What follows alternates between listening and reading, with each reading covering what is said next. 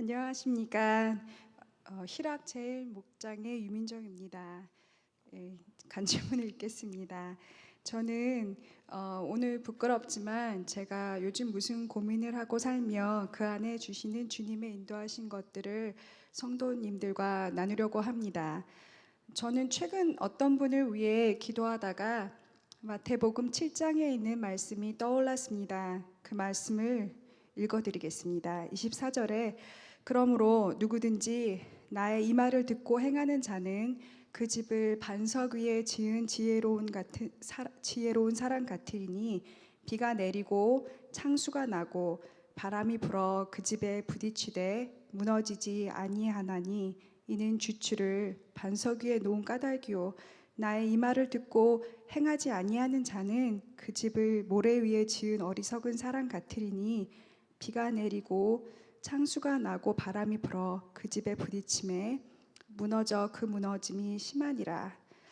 저는 곧 제가 기도한 이분이 열심으로 삶을 살고는 있지만 이분께서 주님보다 자신의 커리어에 우선순위를 두고 있기 때문에 이분의 삶이 언젠가는 무너질 것을 주님께서 걱정하신다는 것을 알고 기도하게 되었습니다.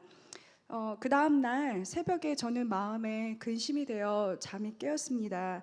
그분이 걱정돼서가 아니라 말씀에 제 삶을 비춰보니 제 삶이 오히려 걱정스러운 게 한두 개가 아니었습니다.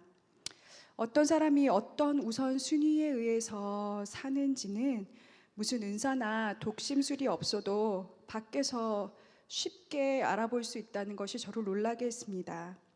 그 사람이 무엇을 위해 돈과 시간을 사용하기로 선택하는지를 보면 알 수 있습니다. 내 주위에 안 믿는 사람들이 제일 잘할 수 있다는 것을 알게 되었습니다. 내가 겉만 크리스찬인지 속도 크리스찬인지 아니면 상황에 따라 왔다 갔다 하는 것인지 제게는 마음을 터놓은 오랜 좋은 이웃이 있는데 이분은 예수를 안 믿으십니다. 이분들에게는 왠지 전도가 잘 안 먹힙니다. 무슨 얘기든 잘 들어주시고 상식적인 조언을 해주시는데 이상하게 제가 얘기하다가 제 속에 있는 걱정을 하거나 불평을 하게 되면 태도가 달라지시면서 비판적이 되십니다. 한 번은 제가 서운해서 다툴 뻔한 적도 있었습니다. 그분은 제가 알게 된 것은 그분은 제가 하나님을 믿는다고 하면서 또 하나님은 살아계시고 전능하시고 거기에다가 사랑까지 많으시다고 하면서 제가 왜 걱정하고 불평하는지 그것을 모순이라고 느끼시는 것 같아 보였습니다. 그분들이 저를 그냥 믿음이 약해서라고 그렇게 봐주시면 감사하겠지만 믿지도 못하는 것을 전하는 위선자라고 생각하셔도 제가 할 말이 없습니다. 그분이 제 안에 그 무엇도 흔들 수 없는 진정, 주님을 향한 기쁨을 발견할 때 전도가 먹히고 주님께 돌아오지 않을까 그렇게 생각합니다. 저희 가게에 일하시는 일하시는 분 중 한 분은 교회는 계속 다니시지만 예수님은 아직 모르십니다. 저희와 오래 함께 일하신 이분은 몇 달 전에 연말까지만 일하시겠다고 노티스를 주셨습니다. 그 후 하도 그분이 짜증을 내셔서 제가 마음이 많이 상했습니다. 아주 정을 떼는구나 라고 생각을 하고 제가 한 달 전에 가게를 조금 넓은 곳으로 옮겼는데 옮긴 후 가뜩이나 일하는 사람이 부족한 터라 목장 식구들과 열심히 기도했습니다. 주님 좋은 인플로이를 보내주세요. 그런데 주님께서는 제게 순서가 바뀌었음을 알려주셨습니다. 주님이 원하시는 기도는 주님 저희가 좋은 인플로이어가 되도록 도와주세요 였습니다. 그동안 제 삶이 바빠서 그냥 무관심했던 그분을 다시 보니 몸이 예전 같지 않아 여기저기 아프고 생활은 옛날보다 어려워졌다는 것을 느낄 수 있었습니다. 제가 주님께 회개할 수밖에 없었습니다. 그분을 위해 다시 기도를 시작했습니다. 주님께서 그 가정을 깊이 만나 주시도록 그 가정이 좋은 비즈니스를 할 수 있는 길을 열어주시도록 또 우리 가정이 주님의 복을 담을 만한 합당한 그릇이 되어서 그 복이 나무의 가지처럼 뻗어나가 담장 밖에 있는 사람들도 그 복을 따먹을 수 있도록, 또 연말까지 얼마 시간이 남지 않았는데 그동안 그분을 잘 섬겨드릴 수 있도록, 우리 가게는 단지 우리 가정만 서포트하기 위해서 존재하는 것이 아니고 우리 가게에서 일하는 모든 사람의 삶을 서포트하기 위해 주님이 예비하셨다는 것을 깨닫고 기억하려고 합니다. 이윤을 위해, 급여를 위한 지출을 이렇게 제 마음대로 조정하고 싶은 마음이 항상 있지만 적자에 대한 두려움을 주님께 맡기고 일하는 사람의 사정을 먼저 고려하는 선택을 하고자 결심합니다. 저는 1년 전 열심히 지었다고 생각해온 제 삶이 모래 위에 세운 집처럼 와르르 무너지는 경험을 했습니다. 저의 소중한 큰아이가 심한 우울증으로 인해 1년 가까이 정상적인 생활을 할 수 없었습니다.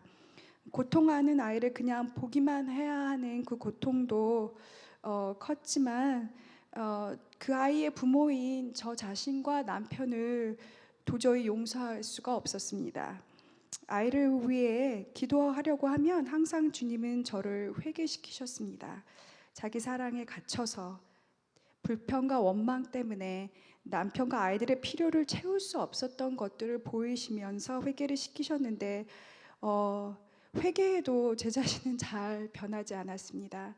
그렇게 어둠 속을 허우적거리는 것 같은 1년 동안 주님께서는 저와 남편을 만지시고 깨닫게 하시고 무엇보다 서로를 용서함을 통해 치유를 해주셨습니다. 목장 식구들은 기도를 포함해서 할 수 있는 모든 것들로 아이를 치유를 위해 함께 노력해 주었습니다. 이제 아이는 대학 프레시맨을 다시 시작했고 자신의 성적에 대해서 꽤 만족해하는 눈치이고 저녁에는 용돈을 벌기 위해 웨이터로 일을 합니다. 사춘기 때부터 자신이 무신론자라고 주장하던 아이는 이제 무신론을 포기하고 하나님이 자신을 만나주신다면 거부하지 않겠다고 하며 매주는 아니지만 교회에 출석합니다. 주님께서는 우리의 부활과 생명이십니다. 그리고 삶을 세워나갈 반석도 되어주셨습니다. 아무리 넘어져도 기다리시고 치유하시고 다시 일으켜주시는 주님의 은혜는 항상 변함없이 동일합니다. 하지만 매일의 선택으로 집을 짓는 사람은 부족한 저이기에 또 역시 오늘도 고민합니다. 들어주셔서 감사합니다.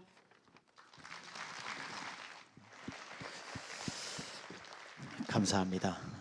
지난 1년 동안 어떻게 지내왔는지를 제가 나름대로 잘 아는 과정에서 이 고백이 얼마나 큰 고백인지, 또 하나님 앞에 몸부림치며 서려고 하는 이것이 얼마나 귀한 것인지 하나님 앞에 영광입니다.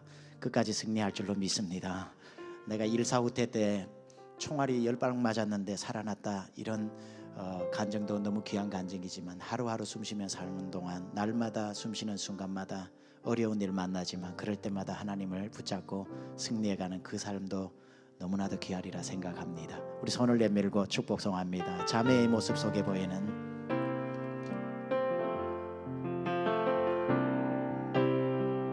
자매의 모습 속에 보이는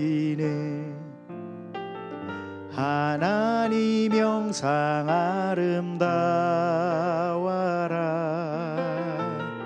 존귀한 주의 자녀 됐으니 사랑하며 섬기리.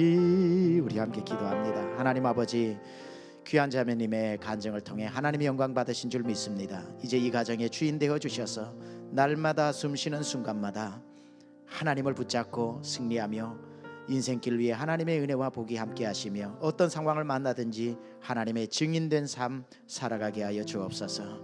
감사드리며 예수님의 귀하신 이름으로 기도드려 싸움나이다. 아멘. 우리 박수로 격려합니다. 감사합니다.